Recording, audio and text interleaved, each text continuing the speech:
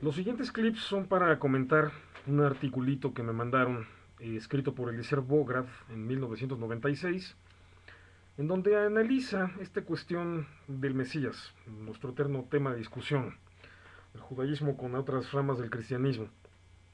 Entonces, voy a ir señalando una serie de detalles en donde Bograd comete una serie de errores que me parecen injustificables si se supone que es una investigación y si se supone que es una persona que pretende hablar de judaísmo. Pero bueno, vamos por partes. Por ejemplo, Bograd comienza diciendo, si le preguntamos a un judío ortodoxo por qué no acepta a Yeshua como el Mesías, tenemos una respuesta directa. No es el Mesías porque no cumplió la expectativa mesiánica. No trajo el reino mesiánico de paz y prosperidad que anunciaron los profetas. Los rabinos que han guardado la comunidad judía han desechado, dice Bograd textualmente, han desechado las características bíblicas del Mesías y han preferido adaptarse a una visión humanista. Me parece imperdonable que Bograd hable de esta expectativa de un reino mesiánico de paz y prosperidad como una visión humanista en contraposición a, según él, las características bíblicas. Pregunto, ¿dónde queda entonces Isaías 2, del 2 al 4? Acontecerá en lo postrero de los tiempos que será confirmado el monte de la casa del Señor como cabeza de los montes, y será exaltado sobre los collados, y correrán a él todas las naciones, porque de Sión saldrá la ley, y de Jerusalén la palabra del Señor, y juzgará entre las naciones, y reprenderá a muchos pueblos, y volverán sus espadas en rejas de arado, y sus lanzas en instrumentos de labranza. No alzará espada nación contra nación, ni se adiestrarán más para la guerra. Resulta absurdo que Bograd pretenda, desde este primer punto, crear la idea de que los judíos nos basamos en tradiciones humanistas o del tipo que gusten, y que los mesiánicos se basan en la Biblia, y que para ello mencione un ejemplo, como ejemplo de nuestras tradiciones, un concepto perfectamente establecido en las escrituras. Lo siento, la expectativa mesiánica del judaísmo es 100% legítima porque está por 100% basada en el texto bíblico. Y lo más ridículo es esto, a fin de cuentas, los mesiánicos también tienen exactamente la misma esperanza, Bograd incluido, porque no puede negar que esto está en el texto bíblico. Simplemente pregúntenle a cualquier pastor o pseudo rabino mesiánico cómo va a ser el mundo cuando venga el Mesías, y es obvio que la respuesta va a ser bastante similar a la que puede dar un judío.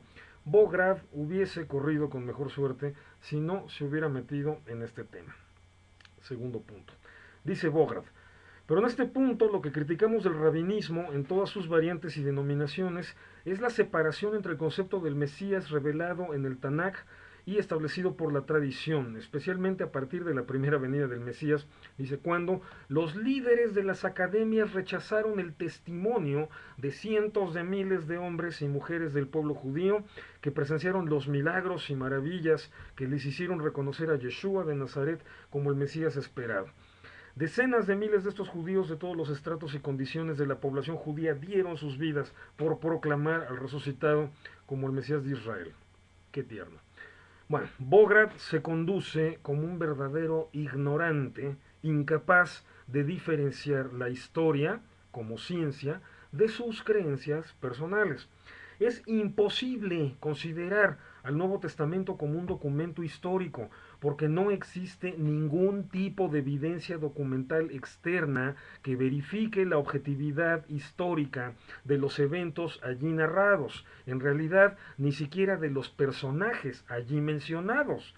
Si, como dice Bograd, cientos de miles de personas fueron testigos de tantas cosas tan maravillosas, resulta inexplicable que autores como Flavio Josefo o Filón no digan nada en absoluto, pese a que fueron judíos contemporáneos a Jesús y a sus apóstoles, y pese a que describieron con bastante detalle las situaciones que rodearon el judaísmo en su época.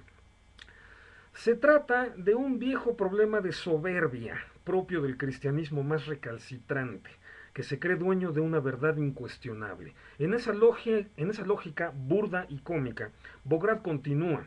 Las leyendas y las fábulas forman parte de la tradición, y así como el folclore se convierte en historias populares, también ha influido en el pensamiento rabínico, y en los mismos comentaristas del Talmud y la literatura rabínica. Y yo pregunto, ¿acaso en los evangelios no sucede lo mismo? ¿Por qué cuando hablamos de la influencia de la tradición y las leyendas en una tradición religiosa tenemos que dar por hecho que en el Nuevo Testamento solo hay verdades históricas y en todo lo demás solo hay tradiciones y leyendas?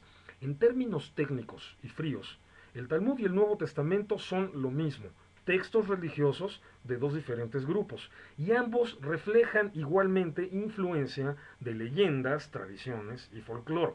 Pretender que solo el Nuevo Testamento tiene el nivel de histórico es, en palabras amables, ingenuo. En realidad se necesita ser ignorante, necio y pedante para pretender lo contrario.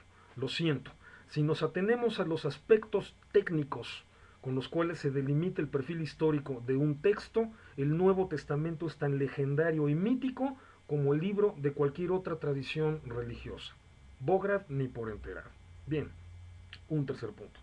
Bograd sigue diciendo, en su afán de descalificar la tradición rabínica, el Mesías de la tradición es un héroe militar montado sobre un corcel blanco, el gran vengador.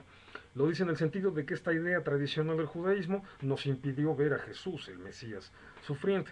Pero yo pregunto, ¿qué tenía este hombre en la cabeza cuando escribió esto? Esa idea está perfectamente integrada, asimilada al cristianismo y al Nuevo Testamento. Apocalipsis 19 del 11 al 16 dice, entonces vi el cielo abierto, aquí un caballo blanco y el que lo montaba se llamaba fiel y verdadero, y con justicia juzga y pelea. Sus ojos eran como llama de fuego y los ejércitos celestiales vestidos de lino finísimo, blanco y limpio, le seguían en caballos blancos, de su boca sale una espada aguda para herir con ella a las naciones y las regirá con vara de hierro y pisará el lagar del vino del furor y la ira del Dios Todopoderoso. Se trata de un dislate terrible por parte de Bograd que se expresa como si esa creencia fuera un serio problema para el judaísmo rabínico, cuando él mismo, como creyente en el Nuevo Testamento, debe aceptarla también. Pero sigue con sus errores. Dice, debido a esa conformación de la enseñanza rabínica, la tradición bíblica de un Mesías sufriente es extraña a la mayoría de los judíos contemporáneos. Falso. Lo único que hace evidente es que Bograd desconoce el judaísmo. Lo que nos resulta totalmente extraño a los judíos, de hecho incompatible con nuestras creencias, es que ese Mesías sufriente sea Jesús. Pero no significa que no estemos enterados de que se ha hablado de un Mesías sufriente. Sigamos. Bograd parte de este punto para llegar al eterno territorio de discusión, Isaías 53, y dice, pero este concepto, el de un Mesías sufriente, dice, está claramente mostrado en la escritura en el capítulo 53 del profeta Isaías, un Mesías que no solamente asumía el sufrimiento de Israel. Otra vez se equivoca, nada en Isaías 53 hace referencia a una unción o a un ungido. ¿A qué me refiero?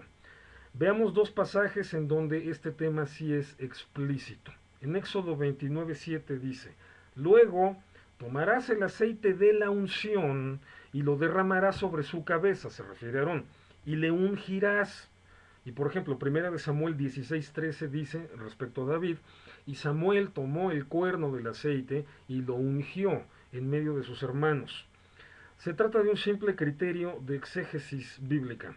Si vamos a hablar del Mesías ungido, entonces tenemos que comenzar por los textos bíblicos que mencionan explícitamente el concepto Mesías o ungido.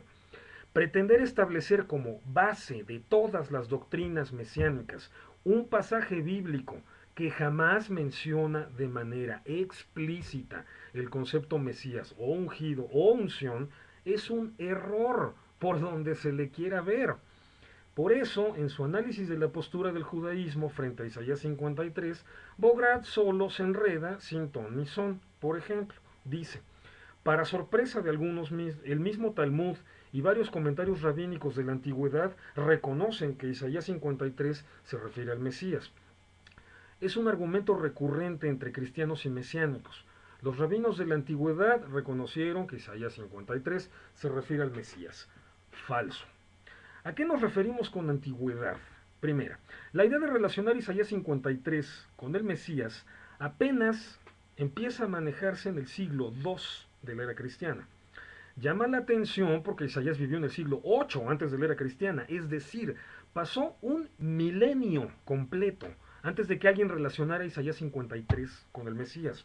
En realidad, ningún cristiano y ningún mesiánico puede demostrar que la idea de un Mesías sufriente, basado en Isaías 53, haya existido durante los 1000 años posteriores a Isaías. Por el contrario, lo que se puede demostrar sin ningún problema es que desde un principio quedó claro que Isaías estaba hablando de Israel, no del Mesías. Por ejemplo, Isaías 41, 8 y 9, 42, 19, 43, 10, 44, 1 al 2, 44, 21, 45, 4, 48, 20 y 49, 3 son 10 versículos que están antecito de Isaías 53, en donde es explícito, el siervo es Israel, así con todas sus letras, el siervo es Israel. En cambio, quienes sostienen que el siervo es el Mesías no tienen un solo versículo en esta sección que asocie el concepto de siervo con el de ungido. No tienen un solo texto en Isaías que diga el Mesías es mi siervo, el ungido es mi siervo, el rey es mi siervo, cualquier cosa equivalente. No tienen ninguno. ¿Cómo fue entendido este pasaje después de que se escribió?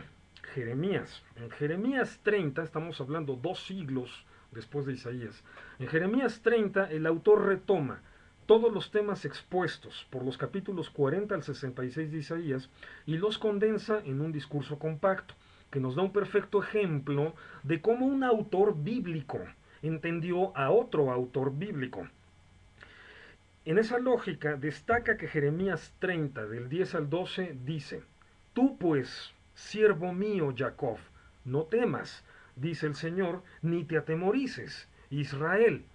Luego dice, porque así ha dicho el Señor, incurable es tu quebrantamiento y dolorosa tu llaga.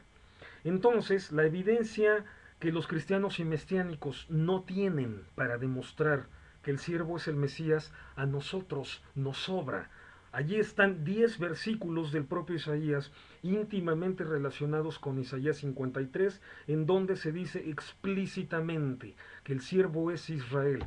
Y allí está el texto del profeta Jeremías 2 siglos después, en donde queda claro que en la época del exilio los judíos entendían este tema a la perfección. El siervo es Israel y los sufrimientos del siervo son los sufrimientos de Israel. Lo dice el profeta Jeremías, no la tradición rabínica. Le sigo en el siguiente clip.